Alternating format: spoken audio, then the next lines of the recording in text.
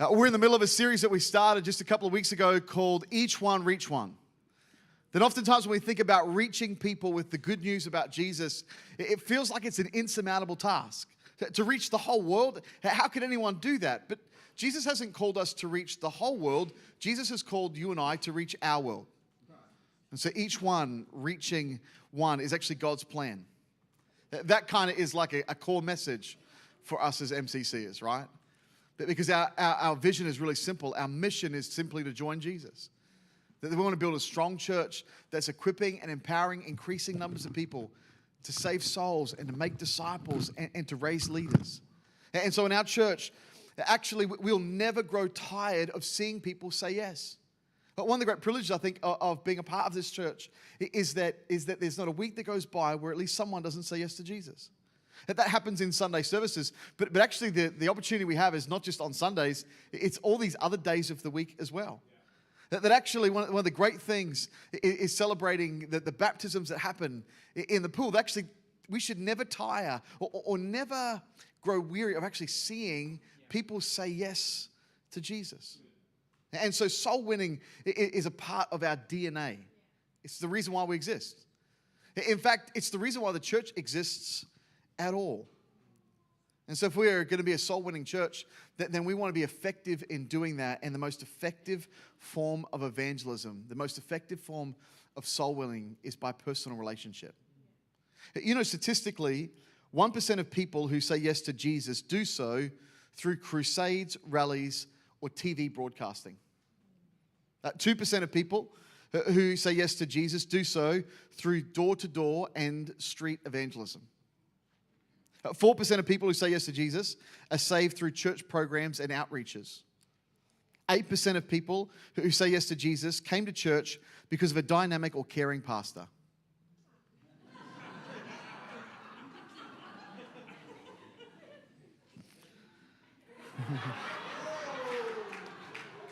But 76% of people come to Christ because of friends and family. The most effective way to reach people is actually through relationships and through friendships. It's also the most natural. Many of us, when we think of evangelism, we think, man, that's for like crazy evangelist people because we have made evangelism into something that's difficult. But actually, most people who come to faith, this would be true even if you think about your own journey of faith too. It was the result of a friend or a family member that actually brought you to that point of decision. It's the most natural, but it's also God's way of doing it. And most people come to God through relationships. Someone invited you to church and led us to Christ. And that's Jesus' way of doing it too. In fact, it's the way that Jesus reached the 12 disciples. Even amongst the 12 disciples of Jesus, it was relationships and friendships that brought them to Christ. John chapter 1, if you've got your Bible, you can flick there. John chapter 1, this is what the Bible says. It says, the following day, John was again standing with his 2 disciples. And as Jesus walked by, John looked at him and declared, "Look, there is the Lamb of God." And when John, this is John the Baptist, 2 disciples heard this, they followed Jesus. And when Jesus looked around and saw them following, "What do you want?" he asked them. And they replied, "Rabbi," which means teacher, "where are you staying?" "Come and see," he said. It was about 4 o'clock in the afternoon. And when they went with him to the place where he was staying, they remained with him the rest of the day. Andrew, Simon Peter's brother, was one of these men who heard what John had said and followed Jesus. Andrew went to find his brother, Simon, and told him, "We found the Messiah," which means Christ. Then Andrew brought Simon to meet Jesus. And looking intently at Simon, Jesus said, "Your name is Simon, son of John, but you will be called Cephas," which means Peter. The next day, Jesus decided to go to Galilee. And he found Philip, and he said to him, "Come follow me." And Philip was from Bethsaida. That's where Andrew and Peter's hometown. Philip went to look for Nathanael and told him, "We've found the very person that Moses and the prophets wrote about. His name is Jesus, the son of Joseph from Nazareth." Even in Jesus calling the disciples, it was actually friends and family who reached out. That Andrew reached out to his own brother, Simon, right? Who becomes Peter, the apostle. And Philip reaches out to his friend, Nathanael. And the disciples were brought to Jesus by their friends and family. Actually, this is Jesus' way of doing it. That each one reaches one. That through friends and family, actually you and I spread the gospel just one relationship at a time. And so this idea of evangelism by relationship actually happens in 3 stages. The first stage is incubation. That's the go and tell part, right? 2 weeks ago we talked about that. We talked about the idea of incubation. Don't invite people to church, right? Don't invite people to church until you've invited them to your house for dinner. Actually, rather than trying to get them into your world, what about if you went and served them in their world? That actually this whole building is actually a reminder of that missional nature. This whole building is a giant incubator for relationships. Because people who don't come to church probably don't come to church for one very simple reason. They don't see a reason for it. If they saw a reason for church, they'd come to church, but they don't see a reason for it, so they don't come. But they definitely see a reason for their kids learning how to swim. So what about if we met people and served them there, and that was us meeting them on their turf in order that they might make this few steps journey from a pool to this room and say yes to Jesus. And so incubation is go and tell, but at some point in the relationship building process, you go from go and tell to then what Jesus says, which is come and see. So there's incubation, then there's invitation. There's relationship building, but at some point, there will come a moment in that relationship where it's like, this was go and tell, but now this is come and see. Well, one of the things you hear us say all the time is try alpha. Try alpha is another way of saying, just come and see. Incubation, invitation, that the last stage is integration. That's for next week. But just for a moment, sometimes we think my job is simply to be able to bring people along to church. And once I've brought them along to church, it's like over to you guys. That's my part. But if you've ever brought somebody to church who said yes to Jesus, you know that all of the stuff that happened beforehand was important, but the real job starts right now. Because you know who the best person to disciple someone who's new to faith is? The person they already trust. The person who's already been building a relationship with them for some time. The person who they're already, the first Christian they ever met, right? That the first Jesus they ever said yes to was the Jesus inside of you. And so integration is actually about a responsibility that all of us have. Not for the church to integrate its members, but for us as church members to say, actually, every person, I'm going to play a part in helping them become a part of the family of God. Incubation, invitation, integration is that journey. So this morning, we look at stage number 2. We've looked at incubation. This morning, we're looking at invitation. In Luke chapter 14, Jesus tells a parable about invitation, and it helps to illustrate this point. This is what the Bible says in Luke chapter 14. This is our text for this morning. It says this. Jesus replied, a certain man was preparing a great banquet and invited many guests. At the time of the banquet, he sent his servants to tell those who'd been invited, come, for everything is now ready. Verse 18, but they all alike began to make excuses. The first said, I've brought a field, I must go and see it, please excuse me. Another said, I bought 5 yoke of oxen and I'm on my way to try them out. Please excuse me. Still another said, I just got married, so I can't come. And the servant came back and reported this to the master. And when the owner of the house heard, he became very angry and ordered his servant, go out quickly into the streets and the alleys of the town and bring in the poor, the crippled, the blind, and the lame. Sir, the servant said, all you have ordered has been done, but there is still room. Verse 23, then the master told his servant, go out to the roads and the country lanes and compel them to come in so that my house will be full. In Luke 14, Jesus is telling a parable about this very idea, this idea of invitation. For you and I, that this will become a culture of our lives, a culture of invitation. And so I want to give us just maybe 3 thoughts that help to shape some of this conviction in our own lives when it comes to each one reaching one. Here's the first thought, is that the invitation is actually God's idea. In verse 17 it says, at the time of the banquet, he, the master, in this story the master is God, right? He sends his servant, we're the servants, he sends his servant to tell those who've been invited, come, for everything is now ready. Notice, it's actually not the servant's party, it's the master's party. That kind of fits, right? Because this isn't really our church. This is Jesus' church. Right. He lets us be involved in it, but actually this whole thing, it belongs to him. Before this was in the idea of any one person, this is in the idea and mind of God. So it's the master's banquet. We just the servants, right? Well, it's the servant is inviting people to the party, but it's actually the master's party. It's the master who's made all the preparations. It's the master who's paid all the bills. It's the master who's made all of the arrangements, and the servant simply has to deliver the invitation. Sometimes we think in terms of seeing people come to faith, that it's so hard and it's so difficult and it's so impossible. Like, how could we ever do that? And I think God understands, which is why he gave us the simplest job. We don't have to save anyone. Actually, all we've got to do is invite them to something that he has already prepared. You know, when the Bible says that you'll be my witnesses, right? When Jesus says, stay, the Holy Spirit will come upon you, you'll be my witnesses in Jerusalem, Judea, Samaria, and to the ends of the earth. I love that Jesus said that we'll be his witnesses. Because you know what a witness does? All a witness is responsible to do in a court of law is just to say what they saw. You don't have to know everything. You don't even have to know all the details of the case. You don't have to be able to answer every person's question. That's for the alpha team to do. All you have to say is what you saw. I don't know all the answers to those difficult, complex questions. I don't know why bad things happen. I don't know why there's danger and diseases. I don't understand any of that stuff. All I know is what I saw, and this is what God has done in me. Actually, God empowers us to be witnesses. That's such an easy job. All I have to do is say what God showed, right? And all I have to do is be the bearer of an invitation.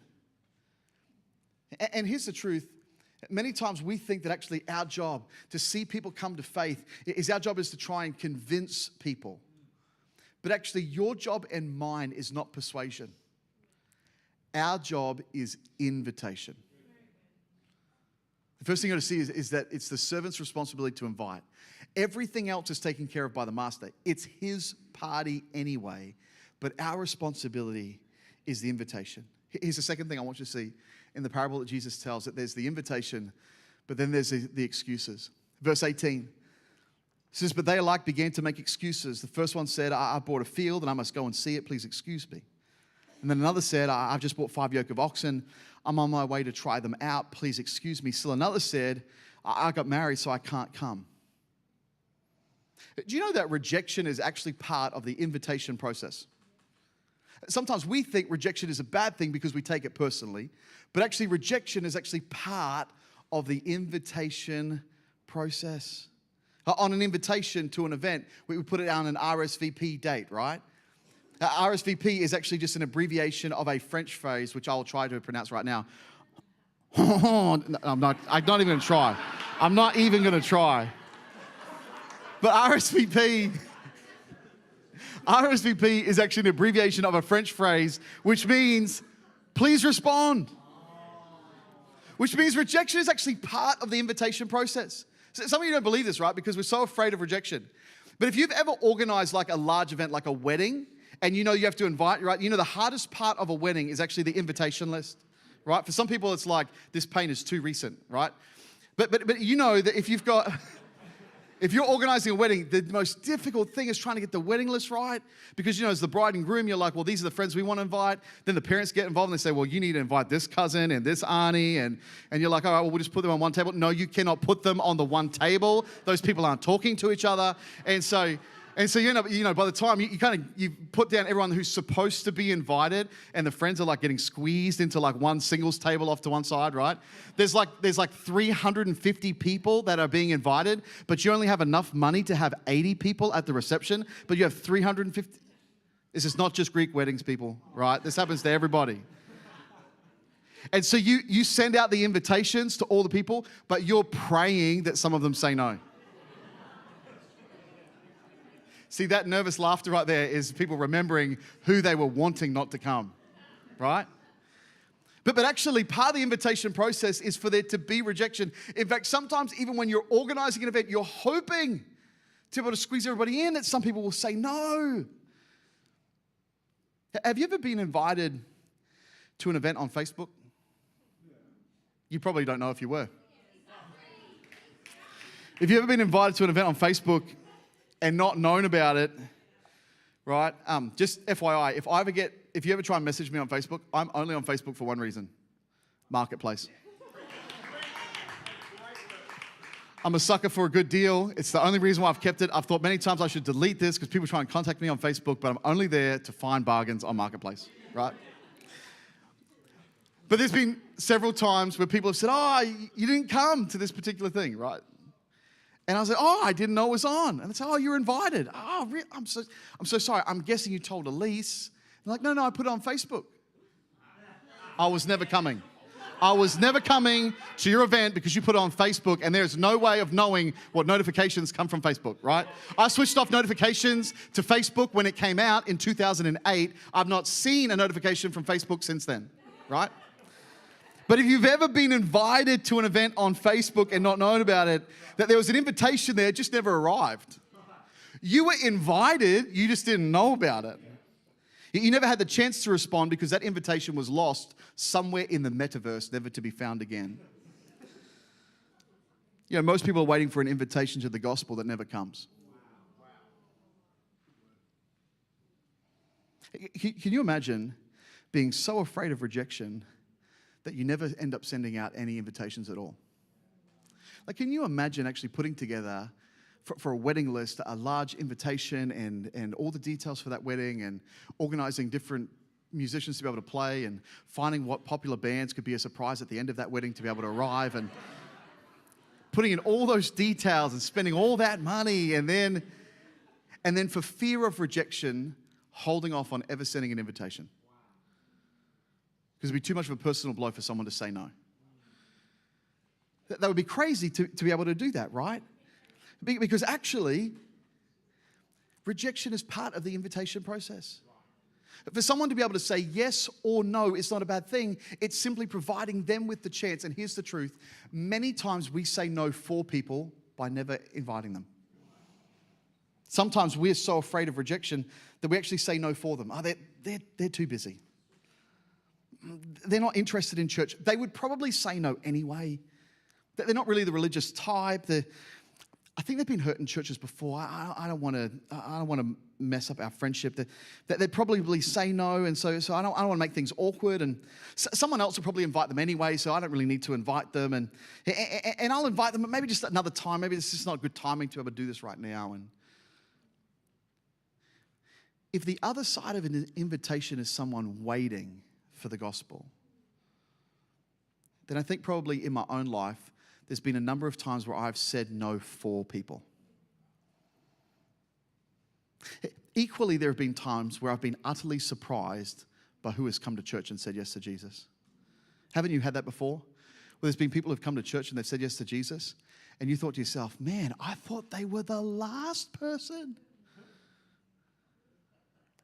was talking recently to somebody, and someone that they had known and worked for had come to church and said yes to Jesus. And when that person walked in the door, they thought to themselves, God really is amazing, because I worked for them and I thought they'd never say yes to Jesus.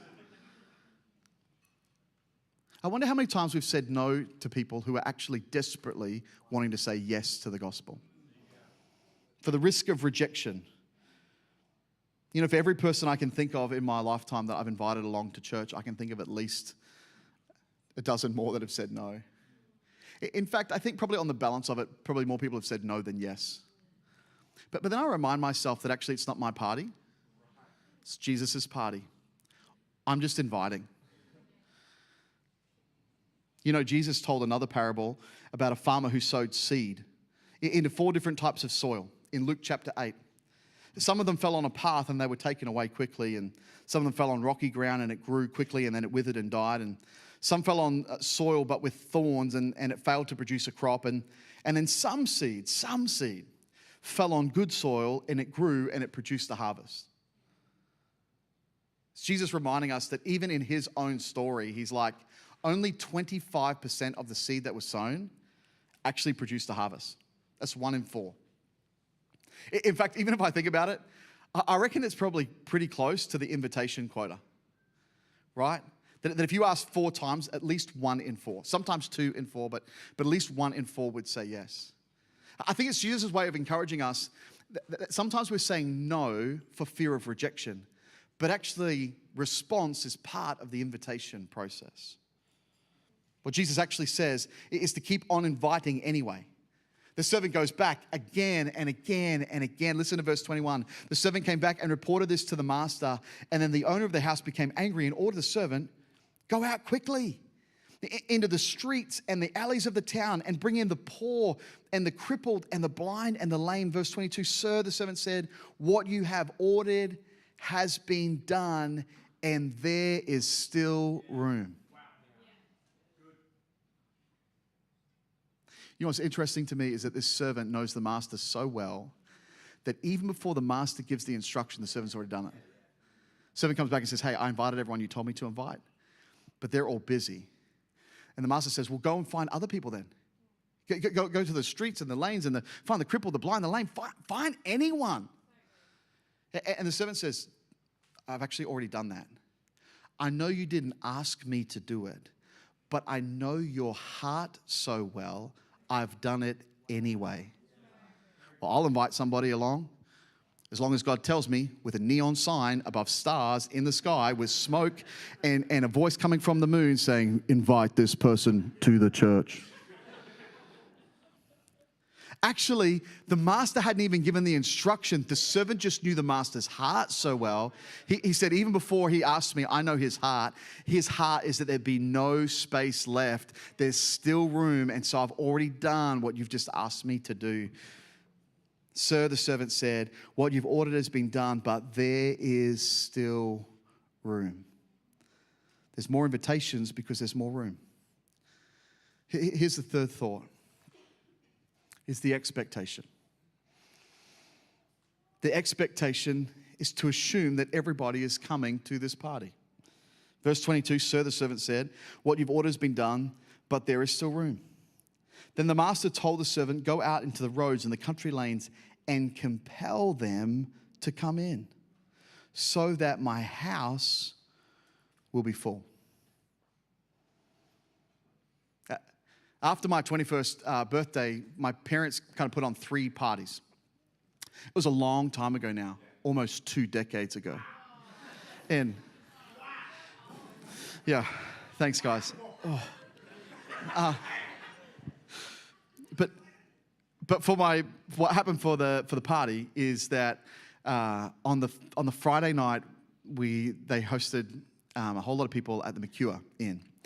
And these were like people who'd been coaches and school teachers and friends, but people who actually played a part in my life. It was my parents' way of saying thank you to them for having invested in our son. And so that was a really cool party. It was great. And then on the Saturday night, there's a whole lot of other people that we couldn't quite fit in. And so we accommodated a whole lot of like extended family and stuff. We had a family party at Mum and Dad's house. And there was a power outage in the middle of it, which was kind of fun. And then on the Sunday night, we're like, there's still some people who we haven't had the chance to celebrate yet. And my parents had just finished an extension on their house.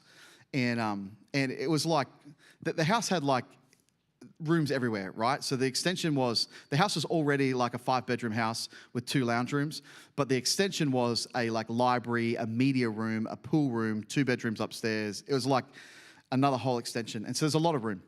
And so we decided on Sunday night after church, we just invite a few people back to the house. And so that was the plan. And my parents were intending on sort of 30 people kind of the end of this weekend of celebration. And one of my best friends decided that he would invite every person in church. And the young adults ministry had only really just started in the church, right? Up until that point, there was 20 young adults, right? All of which had known each other their whole lives because we'd all grown up together. None of us were dating because we all remembered each other as children. But over the sort of 6 months beforehand, there had been really a bit of a revival. And so there's probably about 150 young adults that were now in the church who'd all come from the university and said yes to Jesus over that 6-month period. Well, my birthday party's at the end of that 6 months. There's this really cute girl called Elise who got saved in that period of time. I wasn't the only one who noticed. When you've grown up with the same people your whole life and then a hot blonde girl walks to the front to say yes to Jesus, everybody notices, okay? So anyway, so my friend basically just goes to everybody and says there's a party at the Papas's, which was like walking distance from the church, right? Like 2-3 minutes away. People would drive because it's Townsville, it's so hot you'd die on the way. But you could have walked if you wanted to, right? And so people started arriving. Well, about 150 people rocked up to my parents' house. And my mum is such an organizer that she freaked out because she was only prepared with enough cob loaf for 30 people, right? Anyway, what ended up happening from this is that we realized, actually, this is a great way to connect people kind of outside of church. And my parents' house was so close, as a venue, we could like turn it into like this young adults house party venue. So my parents rearranged the kitchen, put in double ovens so they could host these things on about a monthly basis, right? And so we would, some of you are like, you had that many people into your house? It wasn't my house. So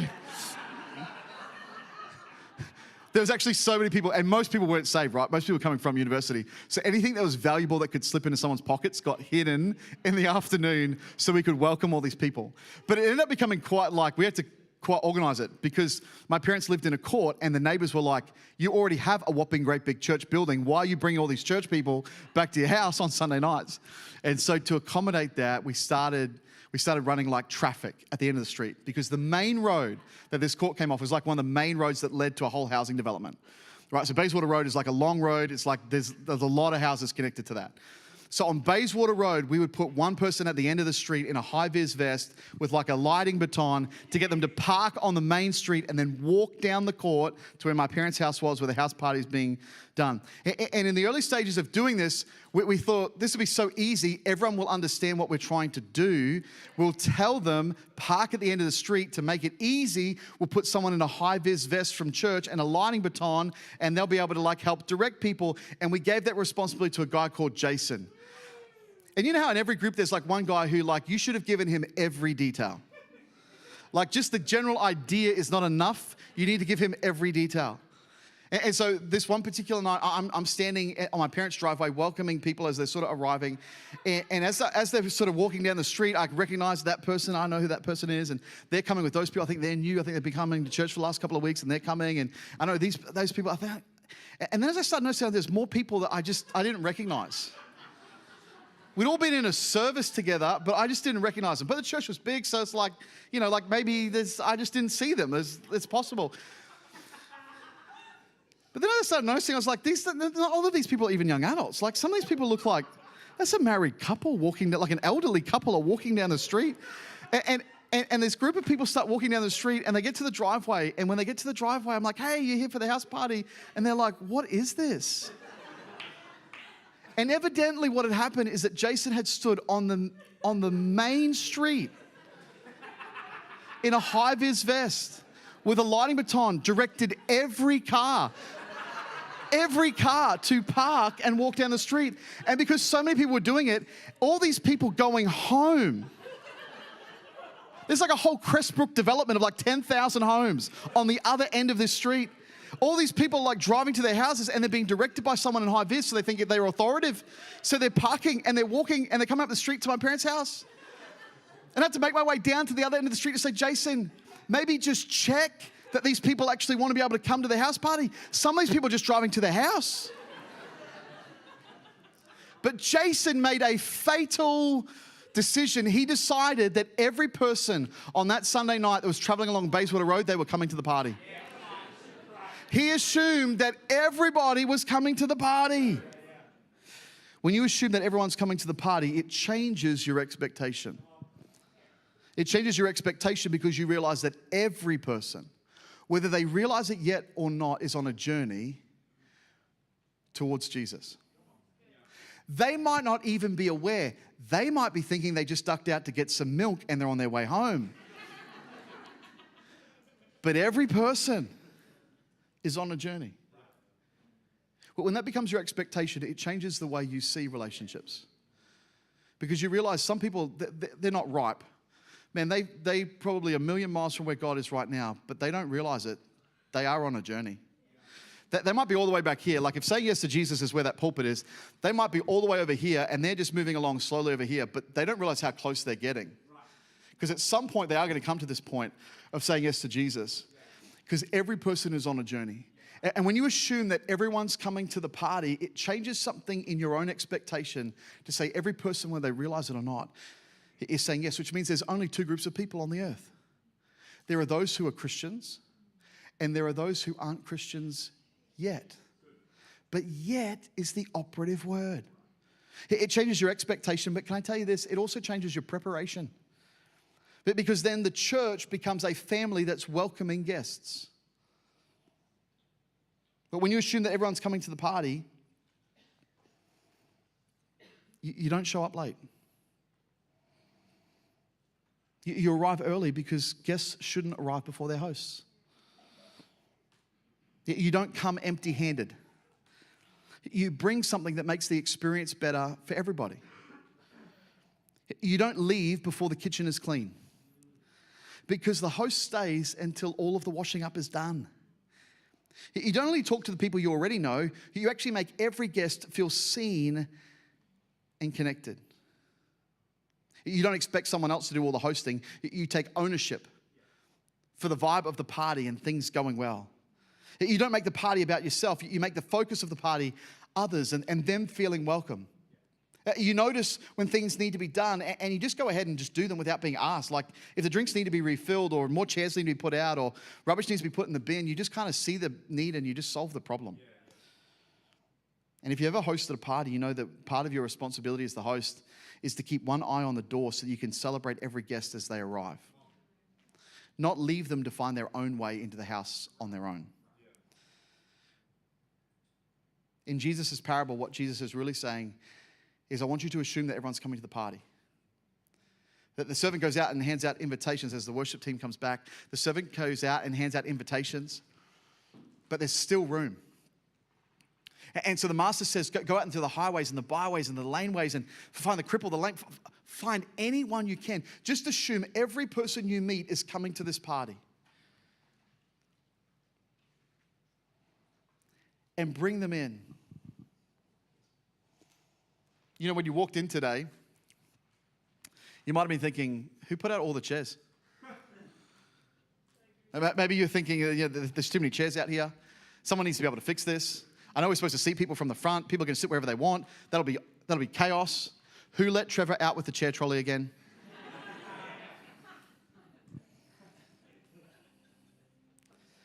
But what I want you to see this morning is not empty chairs. What I want you to be able to see this morning is people. Just take a minute just to look around the room.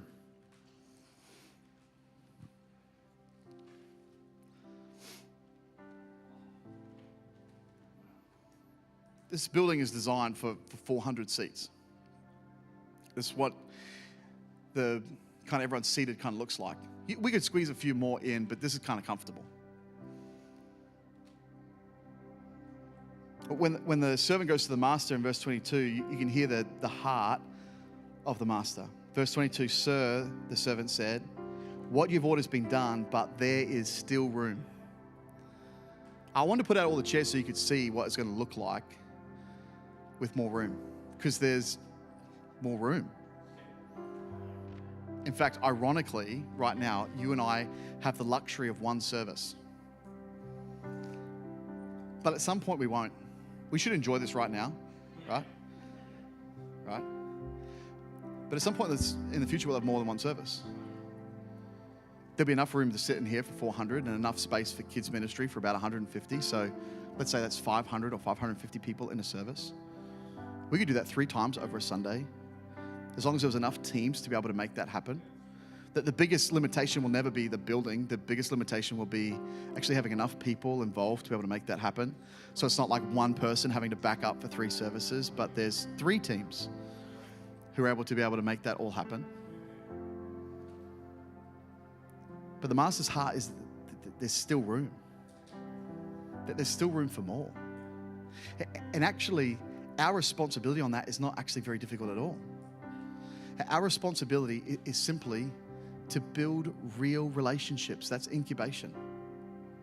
You remember real relationships? You know, where rather than trying to invite people into our world, we actually just spend some time in their world.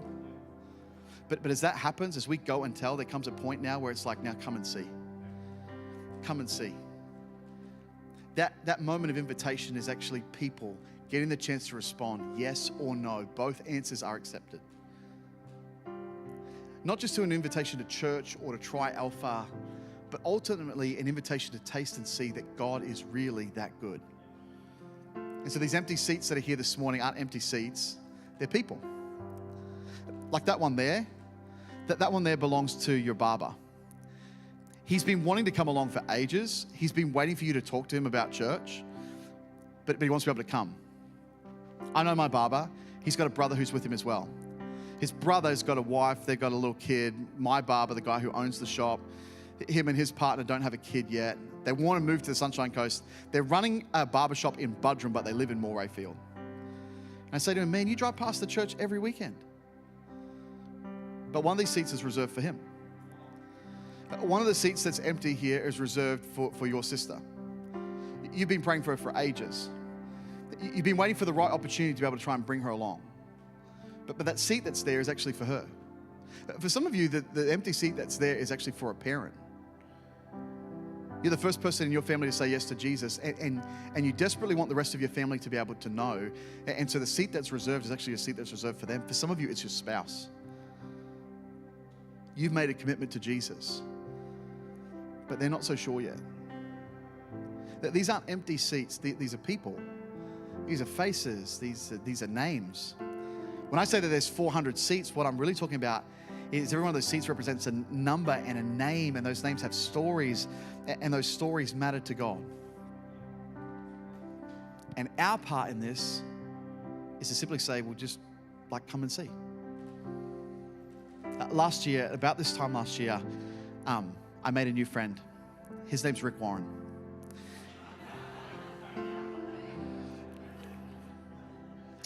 Really, he got to be my friend, but I don't like pointing that out. Some of you know this story. Is that an event where basically pastors from around the world were all together in the Brisbane Convention Centre, and I snuck into a meeting I wasn't supposed to be in. And boldness is a gift. And so I snuck into a meeting I wasn't supposed to be in. There was like a round table for all these heads of denominational leaders. And I snuck in. I was polite. I asked somebody, but I was bold enough they didn't know how to say no. So they just let me in anyway. And I thought, I won't be rude. I'll sit at the back. And so I sat at the back of the room. And as I sat at the back of the room, this other guy came and sat beside me, who was actually the person everyone else had come to hear, which was Rick Warren, who sat at the back table with me and another person, and we had dinner together. And he was really charming, and it was great conversation. And he was about to get up and give his keynote address to this room of denominational leaders about finishing the task, this goal that many denominations have, that for the 2000th year of the church in 2033, to fulfill the Great Commission by the 2000th anniversary of the church. That was what he was there to be able to share. And just before he got up to be able to share with all these denominational leaders, he was sharing the story of his own dad. And just before he got up, he said, really, it's my dad is the reason why I feel so passionate about giving this as my legacy project to the church. He shared just over dinner before he got up to give his keynote address that his dad had also been a pastor. Rick Warren, many of you would know, led one of the largest churches in America, Saddleback Church, and planted a church actually in every country in the time that he led the church, a church of well over 20,000 members and a significant church. But his dad was also a pastor. His dad never led a church of more than 100 people. Pastored churches, but very, very small. But his dad built a lot of churches. His dad was a carpenter, and so for most of Rick's life, he remembered his dad going places and physically building with his hands churches. 6 months before he died, one of Rick's photos of his dad is his dad, 6 months before he passed, in Siberia, in the middle of the snow of winter, on roofing trusses, nailing down sheets. He was building a church. Well, 6 months after that photo, he's dying. He's in hospital. And when Rick goes to go and see his dad keeps on saying to him, just one more for Jesus. That actually after his whole life, on his deathbed, that the one desire, the purpose of his life was that one more person would say yes to Jesus. Rick, his son, wrote a book called The Purpose-Driven Life. but his father had lived it.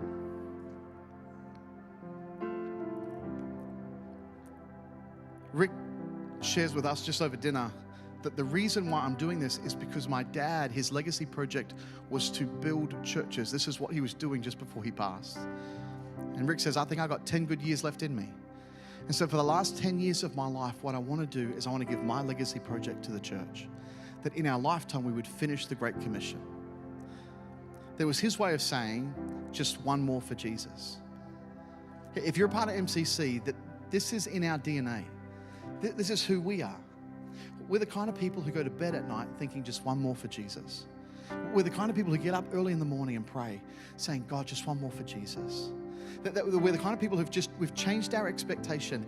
Our expectation is that everyone is coming to the party and that God might use us in some, maybe even insignificant way to be a part of seeing them go from lost to saved to discipled to leader, because every person, whether they realize it or not, is on a collision course with Jesus.